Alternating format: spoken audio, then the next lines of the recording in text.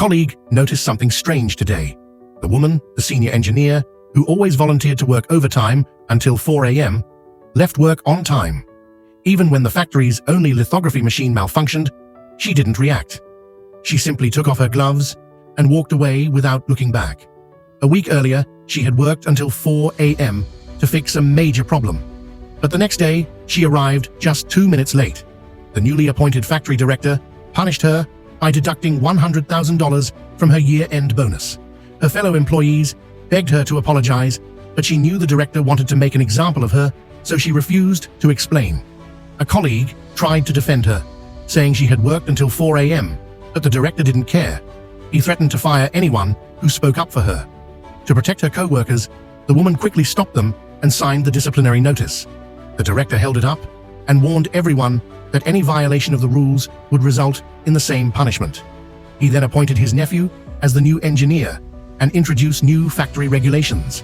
The nephew even posted the rules right in front of her to intimidate her, but the woman didn't care. As soon as quitting time arrived, she shut down her computer and packed her things. A co-worker asked what she was doing, and she replied, "I'm following the new factory rules. I'm leaving on time." As she walked out, the chairman of a neighboring company approached her. He had heard she was being targeted and offered her a $10 million annual salary to join him. The woman refused, because her revenge plan had only just begun. The next morning, she arrived exactly at 8 a.m. But when the machine was started, everything produced had cracks, a serious malfunction. The director called her over immediately. After inspecting it, she said, "The machine wasn't properly adjusted before startup. That's why the products are defective." The supervisor added, "She always comes to work an hour early to adjust the machine. Why didn't she do it today?" The woman simply pointed to the new regulations. Machine checks must be done during working hours, and her workday only began at 8 a.m.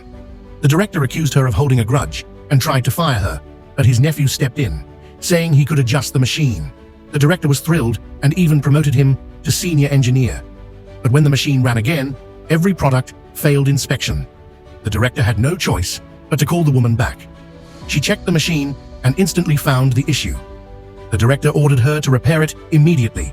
She picked up a thermometer and began taking measurements one by one, as required by the new regulations. The supervisor panicked. This process would take almost an entire day.